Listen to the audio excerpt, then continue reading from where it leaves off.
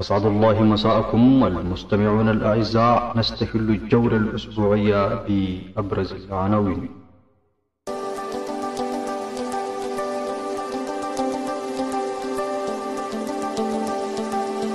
عقدت عمودية عموم قبائل النارا البجاوية الكوشية بالقضارف اجتماعا تفاكريا.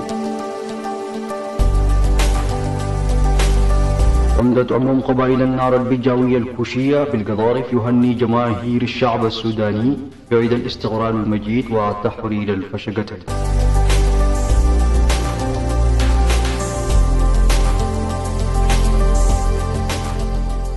بفضل الله عقدت عمودية عموم قبائل النارا البجاوية الكوشية بالقضارف اجتماعا تفاكريا تشاوريا، وتناول الاجتماع أمورا وقضايا من صميم هموم الإنسان النارابي.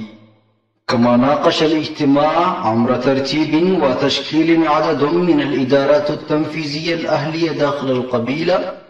وفي ذات السياق وصف السيد العمدة الأستاذ محمد حماد عمدة عموم قبائل بالاجتماع الناجح والمبشر، ووعد بجلسات اجتماعية أخرى في القريب العاجل للتفاكر والعمل على كل القضايا التي تهم إنسان مجتمعنا النارابي والمجتمع عامة.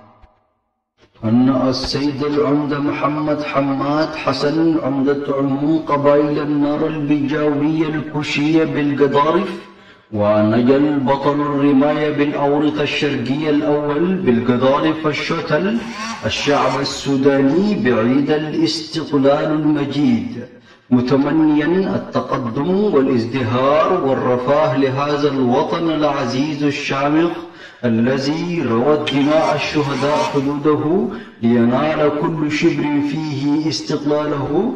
كما هنأ قواتنا الشعبية المسلحة الباسلة الصامدة بتحرير الفشقتين الصغرى والكبرى، متمنيا أن يكون هذا العام عاما يحرر فيه كل شبر من هذا الوطن، وأن ينعم هذا الوطن والمواطن بالأمن والأمان والتقدم والازدهار والاستقرار والسلام الداخلي والخارجي على الدوام. ترجل صباح الثلاثاء 19 من يناير القائد العظيم إدريس أدروف عنجة.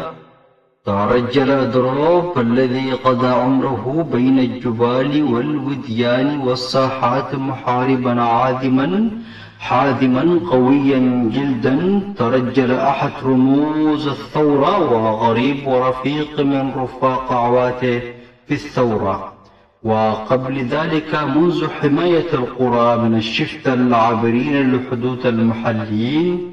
ترجل من كان يعتبر الرجل الثالث بعد عواته ودنقس. ترجل من كان ظهيرا لعواته في القاش في أحد بذوق الثورة المجيدة، والآن أهمل كغيره من رفاقه. تجلى القائد إدريس أدرو عنجا، إنا لله وإنا إليه راجعون.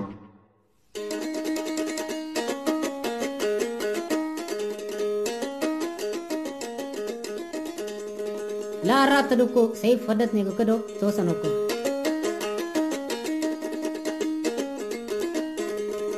دركم تانو ده شلماتو تاريخ تيكينا أبدي مطاري قلي مكو